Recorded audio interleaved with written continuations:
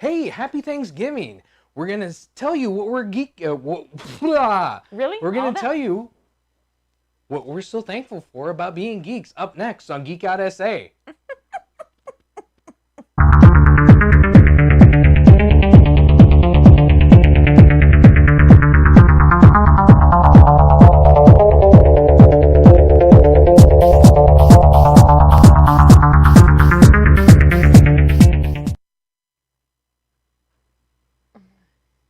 And welcome back to Geek Out SA. It's Friday and we're having fun. You have had too much food today. You are like in a food coma. Today, yeah. It's a lot of food. Rewind. Start over. So yesterday was Thanksgiving. It happens. It happens every year. Every year. Yeah. This one seemed kind of like later It was. than it did. It's about the latest it's Yeah. Yeah. So, yeah, we were out there. keeping you up, Colleen. Yes, y'all are keeping me awake this Friday. I'm really tired. Y'all don't even know. When teachers take a week off, it's not a week off. I've been working the whole time. And then Vincent and I, we have a family tradition. Well, we did have a family tradition of making tamales every Friday after Thanksgiving. Well, it was every Saturday, but Saturday, we did it today. Yeah, because we're going to go to Ren Fair on Saturday. But people are getting older. We're old. Mm-hmm. So obviously our aunts and, grandparents are older or have passed on. So the tradition kind of fell off, I guess, is a way to put it. So we wanted to kind of honor family and kind of get back to that and see if we could revitalize the tradition a little bit, even if it's just within our own family. So we did that today. Let me tell you. But surprisingly, compared to the way we used to do it. Well, right. So we used to do 100 pounds of masa because the family is large. Mm-hmm. So today we only did 20 pounds of masa, and we didn't make it through all of that. So it was much less, but it's still tiring to get up and to prep everything, and especially after just prepping Thanksgiving and all that food and stuff, because Vincent smokes a turkey for Thanksgiving. It takes me like 12 hours to get that done, but it comes out so good.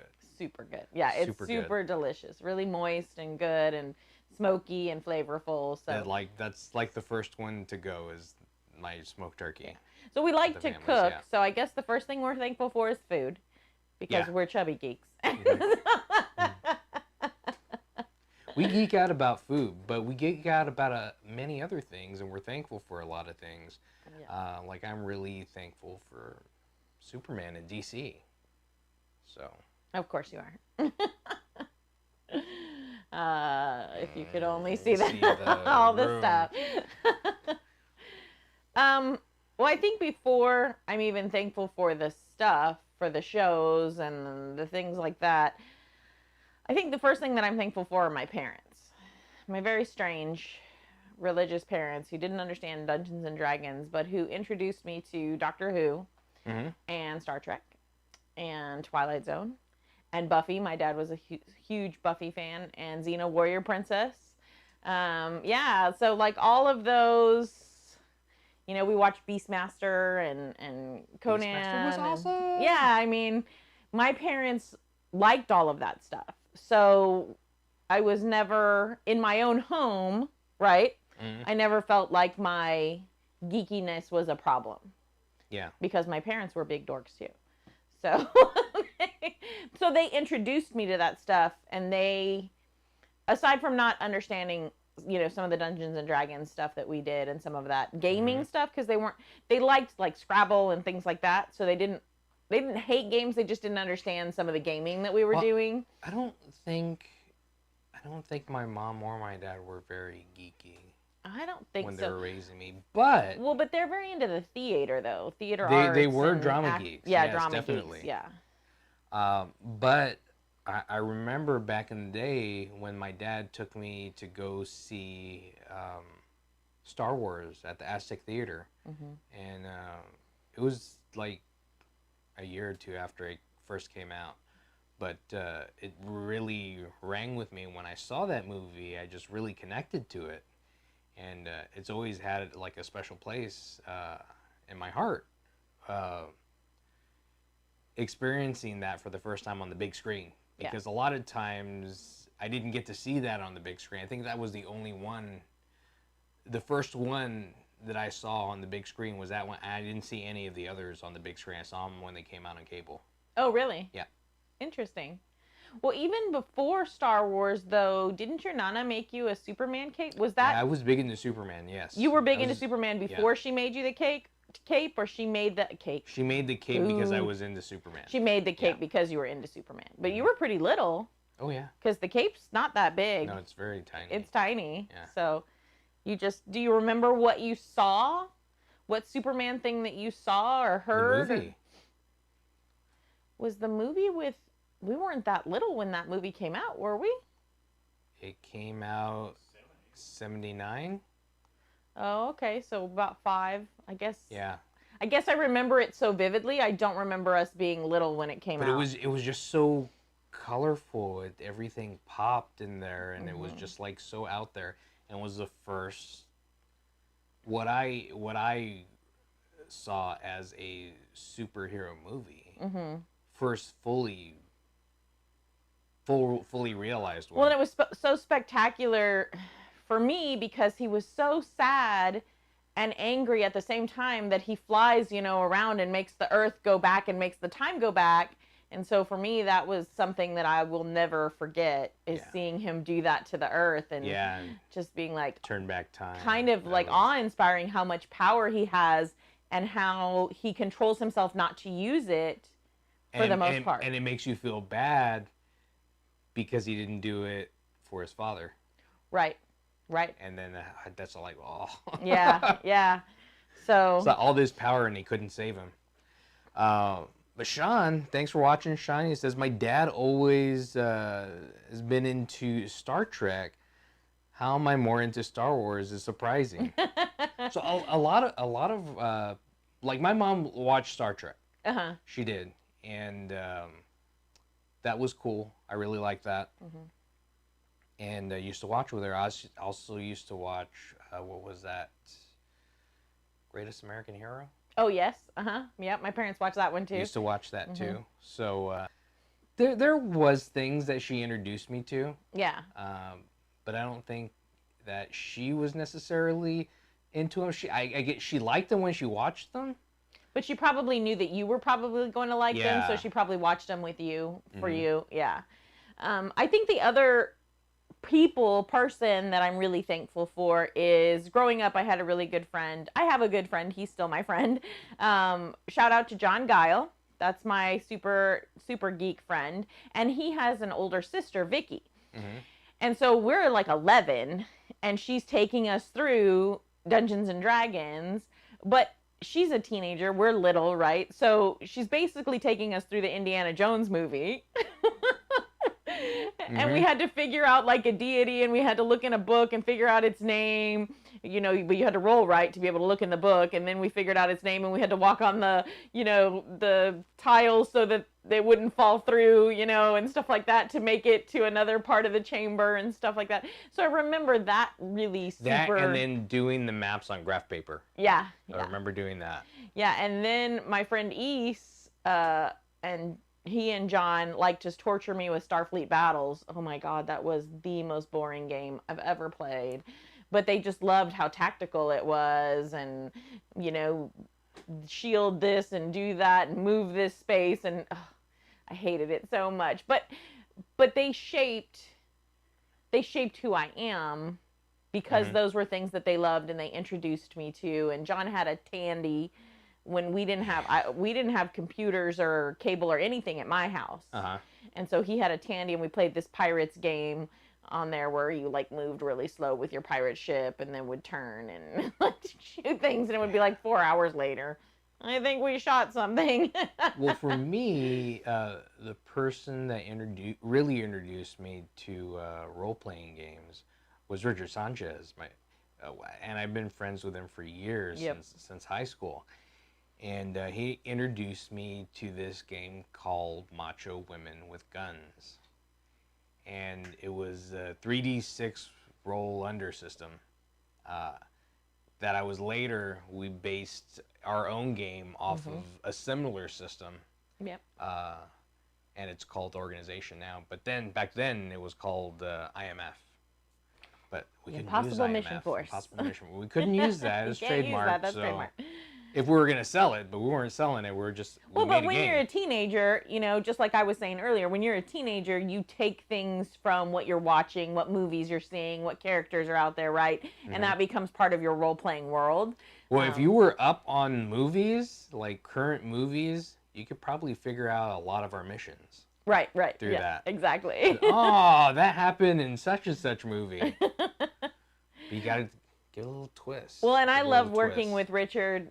He has a great imagination. Mhm. Just a fabulous imagination. He's just one of those people that's way out there and just makes the game really great. I mean, I've played so many role-playing games with people who are just reading from the modules and stuff like that, or with people that are infuriating me, but there's definitely something about playing with him, and you're just out there. Definitely one of the best GMs Yeah. that I've ever played under. Yeah, definitely. And he taught me how to become a GM, so he's had a big influence over me over the years.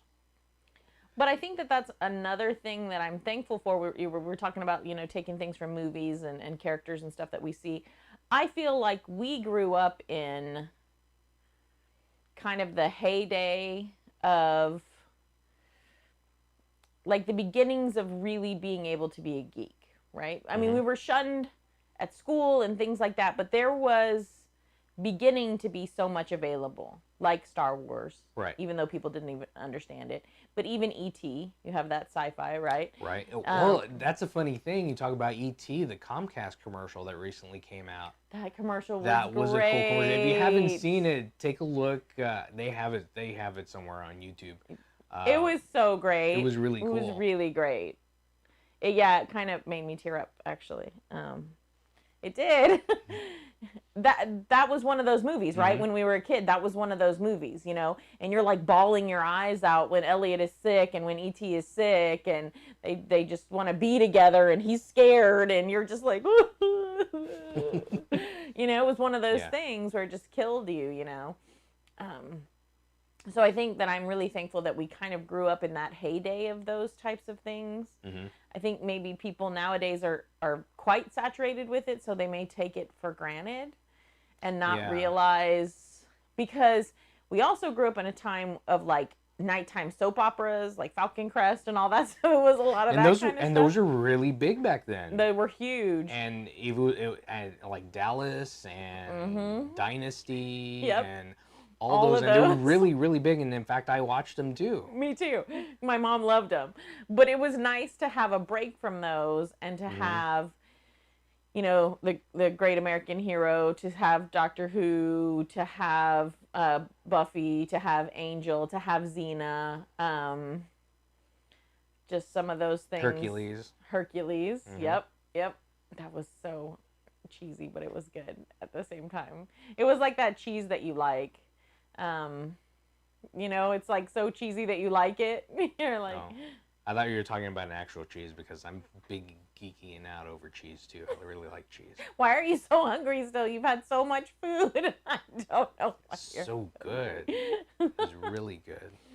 I can't eat like I used to. No. I used to be able to have like 3 plates on Thanksgiving, and now I can do like maybe one. And your mouth is like, go get more, and your stomach's like, please God, no, please stop. We had to go take a walk after lunch because we were not feeling good. So, but I was gonna say something else. Well, we were fortunate too, because maybe not fortunate, but maybe fortunate. We had kids really early. Right. We're really young. So the first one when we were 19, and then like 23 and 24, like when we were those ages. And so as they're growing up, we're still interested in those types of things. We're still watching that. So then we see the turnaround. And we're still growing up. Yeah, and we're still growing up. So we see the Ninja Turtles come into play.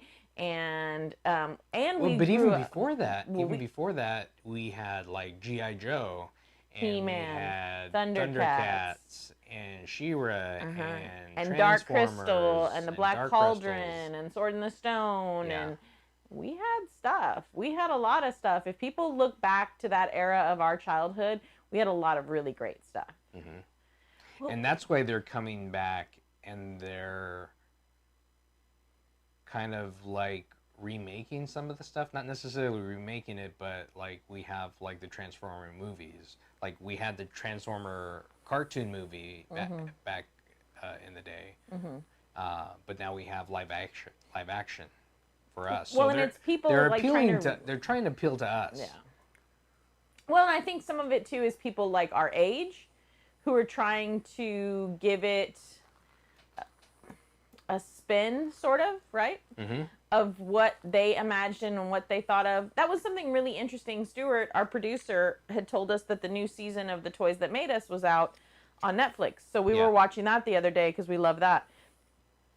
And I thought it was really interesting that one of the young women who revamped the My Little Pony line revamped it because when she was a girl, she played with them and she imagined all these stories with her ponies. And so she got to take those stories forward as an adult and turn them into stories for other little kids. And she's the one that came up with like Rainbow Dash and Pinkie Pie and Applejack and like their characters and the animated show and everything. She's the one that came up with that from playing with My Little Pony. But the second My Little Pony show. Yeah. Not the first one, because the first one was kind of weird. Yeah. It was kind of a mixture of ponies with He-Man. Kind of. Yeah. With dragons. Yeah. It was kind of strange. It's weird. I didn't even realize that because I wasn't into ponies. I'm not a brony. Well, but a lot of times people take these things. I cannot stand the way they do the Ninja Turtles now. Like, I can't stand them at all. The new animation and the square heads and the weird, like, I don't like it. I can't stand it. But it was interesting to watch because one of the episodes, because I'm a Ninja Turtle fan, one of the episodes on The Toys That Made Us is about the Ninja Turtles. So it talks about how they started out as this really gritty, ninja comic and how all four of them looked alike and they didn't really have personalities or different colors or anything. And how it kind of was a marketing spin that created these characters that... Yeah, when they came out, they first had all red, masks, and there was nothing to distinguish. Yeah. Easily. Now there is with color. Right. But it's interesting, and I guess it sounds weird that I'm thankful that people fall into place, but I kind of am, right? Because if certain people didn't fall into place, there are properties and things that have fallen off the board that have not been successful because things didn't fall into line correctly, right? Right. So Ninja Turtles, everything just happened to fall into line correctly so that they could get certain artists in and somebody who made Bebop and Rocksteady and changed him up and somebody who made Shredder to what he was. And so it was people falling into place that gave us this that we know today and love today. Yeah. I mean, the original comic was interesting and gritty, but I love that second kind of swing of it when they were trying to popularize it. Because Ninja Turtles, when it was not a kid's no, not at all, comic not at all, at all, not whatsoever. Yeah, it was very violent. Yeah, and so when they wanted to take it to market, they were like, maybe no. With the comic, the adult comic was always done by Mirage, and the kid comic was done by Archie. Oh yeah, yeah, yeah. So very much a difference in what we get. Right. But I think also back in the day, I used to play with the He-Man toys a lot. Same. Big time. I had like every single He-Man because I was like, oh, the He-Man. power of Grayskull. I had the Sword and Shield too. I was Yep. like, yeah, you can put them together. And what was the name of the dude where you could press his head and he had different faces? Was that his name? I just remember He-Man and Skeletor. yeah, Those no, are the there only was two I more. remember. Tila And what was the name of his Merman. cat? Battle Cat. Battle Cat? Cringer when Cringer, was before that his he name? transformed. Yeah. So, and that was a cool thing because a lot of people don't realize that that was a toy before it was a animation. Well, a lot of the cartoons that we got as kids were toys, and the Well, like cartoons came G.I. to Joe, sell the toys. G.I. Joe. Yeah, well, G.I. Joe was a But toy G.I. Joe long changed, before. Yeah. changed big time because they were, what, 12 Those inch? big. And then they went to Well, 3.5. What was even funny about Battle Cat? Battle Cat is from another toy line completely, Oh, yeah. and They used the same mold and they just put the... they just bought this big cat in. And they went, that's kind of cool. You know, what happens if he could ride it? And the guy went, that's just brilliant. But I love to watch that show because when you're a kid, you don't realize, right? And so it's, as an adult, it's interesting to see how these things that we loved as kids were really kind of marketing ploys. Or they'll go through and they use other toys to make prototypes. To make the prototypes. And well, that was really interesting. Yeah. But it's cool how they go through and how some things were articulated and some things were not, and how they got it to that point. So it's really interesting to when we come to actually come and play with it. Yeah, because you think about the ones. Because now He-Man is way different. Yeah. The He-Man toys are way different than what they were. And I don't know if I like that. Well, they're not the same. So I'm thankful that we grew up in a time where we did not have perpetual access to information. So when you were at home with your toys, yeah, you had seen the commercial, right? About how the kids in the commercial were playing with it. And you had seen the shows, right? And so you knew inherently how those characters were supposed to be, right? Right. But you could then bring in your own imagination. Right. And so you could have these battles or these friendships, or you could bring the Thundercats in and have your own crossover episodes or whatever based on whatever toys you had. And you could build this whole world for yourself and you and your friends and what they had, and you would kind of bring them together, and you had this chance just to play. Because even through junior high, some of junior high, we played. Like, we played in the yard. We built things out of logs that we bombed and stuff. Like, we played. We also played in arcades, too. And Yeah. That was a social thing, too. And that's something that we're really thankful for, because it brought us into this genre of things, of experience, different games from different places. Like Pac-Man was really big when it first came out. And I was so excited by Centipede, because you could roll the thing and shoot, and that was something like really different and neat. And then we've seen it go from that, and from the joysticks to having the guns that you can pick up and shoot, like Duck Hunt. Everybody thought Duck Hunt was like the best thing, the coolest thing we'd ever seen. And then for a while there were the mini arcades that you could buy and have them in your home, and but yeah, I know I played Space Invaders with that. Like, kids will never Football. know what it means to put your quarter up on the machine because you get next play, And it was that honor system too. Like, even as a kid, you would respect that. You respected that, and you knew that you really shouldn't put like 12 quarters up, right? Because you could see kids around you who wanted to play, and so you'd put like 3 or 4 up, right? Unless you were like killing a high score or something. But then the other kids didn't mind. Yeah. Right? They were like, "Oh, we'll keep going." They're right? standing behind you, and they're they're watching like you, cheering you on. Yeah. So I think some of that. I mean, I know the kids nowadays can talk to each other on the headset and stuff, but they're not in person. It's not as personable to me. Yeah. To me. Shunt says, "I wish arcades were as popular as they were when we were younger." Yeah, I do too. Yeah. I do too. I think there's starting to come a resurgence of it now. There's a little bit of a nostalgia resurgence. Yeah, and I think it's because of people our age that are going and trying to introduce our kids, and also trying to go back and relive our time back in the day. Yeah. Because there's this, I think, I think it's in New Jersey, There's this guy in New Jersey that like restores old video game cabinets, but he restores them to like pristine condition, and like everything looks original, like the original Space Invaders, how they first came out. Nice. And you can go and you can play these games, they're original games, and people really like that.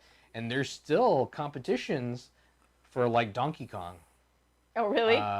Like they had like maybe last year. I am super horrible at video games, but love them a lot. So I am thankful to Stuart and Vincent, who made an arcade cabinet in our home and put it on unlimited lives. So I can die as many times as I want, and I can still play through the game. And it's really nice and fun, and I like it. I mean, that was like, this really makes me a geek. This is like one of my number one geek things. Mm-hmm. Like, I felt like I had made it in life when I finally had an arcade cabinet in my house. Like, that was one of my goals. I'm not kidding. Like, Stuart laughs, but like that as a kid, like that was my goal. Oh yeah, as a kid. Yeah. Like It was you would never get one. Right. You were never gonna get one. That was never gonna happen. You had to be super You rich. could have an Atari. Right. And then after the Atari, you could have either a Nintendo or a Sega. Not both. Not both. You had one or the other. Now everybody has everything. Right. Yeah. Now everybody has an Xbox and a And back in PS4 the and a day, Wii and a Atari- Switch and Atari was cool, but the graphics compared to what you saw in the arcade just didn't compare. oh man, I used to just stand and watch Dragon's Lair for hours. I could not play. I could not get past the very I would first... play that game. I could never beat it. No. I couldn't even get past the very first move. You had to like roll and duck and swing and nope. So I would just have to stand behind people and watch it. I loved that game. But it was like watching a movie to me because the graphics were there. Nowadays, kids take it for granted because the graphics are there for all their games like that. And so it's like being part of a movie. But that was a very different game at the time when it came out, because nobody saw a cartoon video game. Yeah. Because it was, you were rolling through a cartoon. You just had to do a few combinations when it asked for it, and then you could get through it and keep it going. And then kids don't understand the handheld games that we used to have, like the football, where you're basically like just dots on the thing, and you're like, oh, yeah. And I was good at that. I was really good at that. I was pretty good at that game. I used to love that. That was our handheld, though. It was like a single game, and it was and it dots. had like little red LEDs. Yes. Like not even like dots; they were dashes. Yeah. You can still get that. They're actually at Walmart now. Oh, are they? Yeah. Yeah, a lot cheaper than what we used to pay. What we used to pay for them? But that, and they had a baseball one that I used to play as well. Or all the old Nintendo LCD games. Before Nintendo put out Game Boy, they had the Game & Watch games. Like Parachute and Octopus and Donkey Kong. How funny. That's awesome. Donkey Kong. So, Sean says, I grew up with Intellivision. I didn't really play with Intellivision. I think from Atari, I ended up going to the NES. The NES. And Genesis, Sega Genesis. Well, when we got married, you had the Super NES? No, the PS2. Yeah. Because the boys, I think, had the... What was the NES that was a box? And it had the little DVD-looking things that you put in. The GameCube. Yeah, they had one of those. Yeah. We had that. Yeah, so I'm thankful that you helped me raise sons that are geeks. So Vincent did this evil thing, but it was really cute at the same time. So Vincent used to love to play Final Fantasy. Yeah. Right? And so in Final Fantasy, you have a lot of characters with you, like in your troop or whatever, but you're really only controlling the lead one. It's a one, yeah. It's a one-person game. Well, the boys are little. They don't know. They're like, I mean, they were like 3 and 4 and 8, right? So I would be at work and I would come home and they're all sitting there, little ducks in a row, and everybody's got a controller. And Vincent's got the controllers like up to the thing, but it's not hooked in. But the boys are little and they don't understand, like, it's hooked in, it's not hooked in, or whatever, right? They don't know. And so he's told each of them, like, you're this character, you're this character, you're this character, or whatever.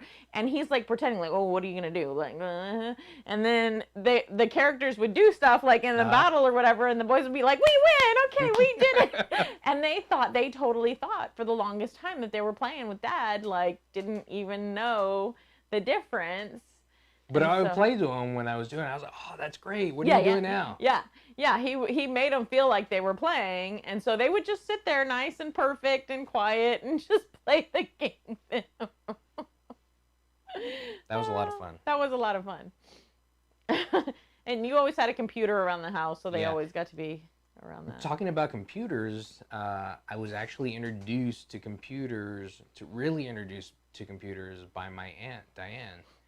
And she had an Apple II GS back in the day, and you could put those 5.5-inch floppy disks in there, and she had one of Where in the World is Carmen Sandiego that you had to go through and, like, you played it with an almanac, a world almanac, and you just look all this stuff up and find clues, and it was like, I would stay up and play that all night long into the morning, and it was mostly just text-based. It wasn't like really, you would like read clues and then determine what they were talking about. Yeah. So it wasn't really like an arcade game to where you would like do stuff and like move stuff along. I don't even remember what it was called, but my aunt and uncle got us our first computer. I think I was like maybe 14 or something. And it was this thing that you hooked up to your television. Mm-hmm. And then it taught you, like, it had a book that came with it. We used to have to use books a lot, people. And it had a book that came with it, and I think it was Pascal programming. Mm-hmm. And so it was a keyboard, and you would type in, like, all this lines of code, right? And then you'd run it, and it would be like a little dude that would like run and jump over a ball or something and run off the screen. Mm-hmm. And then you'd be like, woohoo, success. And then you'd go like move to the next page and type in all this, and then this one little thing happened. But it came with everything pre-done. You just had to type it in or whatever. Yeah. I don't even remember what that thing was called, but it was technically some type of computer thing that you hooked up to your TV. So we had that, and then my friend had his Tandy, and so I got introduced to the computer on that. Mm-hmm. But my first actual computer was a Packard Bell. It was like a 133 megahertz. It was like just after the 486. Yeah, I had to put my first computer together because it was cheaper than buying the real thing. Yeah. Nice. I can't remember what it was. It was either an Acorn or a BBC or something like that. It was. My dad bought it. And he said, well, this one was cheaper because you had to put it together. And it's like, Dad, I'm like 10 or 11. My soldering skills are awful. And you only have this really huge soldering iron. But that was the thing, too. Like, we grew up in an age of where you figured it out, right? You figure it out. Yeah. They give you stuff and you figure it out. You'll be fine. You'll figure it out. Now they don't figure it out, even though they have all the instructions. Yeah. No, it's weird. It's super weird. I don't get it. I'm thankful for Saturday morning cartoons too. Yeah. Saturday morning cartoons, and because we didn't have cable, late Friday nights, you could stay up and you could watch music videos. So we would stay up really late with my mom, and we would get to watch music videos and Elvira, Mistress of the Dark. And then you would get up early Saturday and you would watch cartoons. And you could watch cartoons until like 1 o'clock in the afternoon. And you could get up at like 6 a.m. or something and watch cartoons from like 6 a.m. to 1 o'clock. There were so much cartoons, you know? And then that was kind of it, right? And then you were done for the week or whatever. It wasn't like a constant And then there was streaming. Westerns after that. Yeah. Yeah. Then you watched Westerns. And Bonanza. Or you went the heck outside. Mostly your parents kicked you out. And they were like, the yard needs to be mowed. Get outside. Go play. Go play with somebody.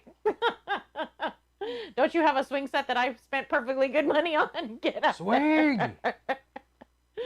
No, and then you'd gather up all your action figures and you'd go in the backyard and you'd have some adventure with your action figures, you know? Mm-hmm. And you just do your thing, so. But that's one thing. I never, like, left them in boxes. I always played with all of my toys. Yeah, same.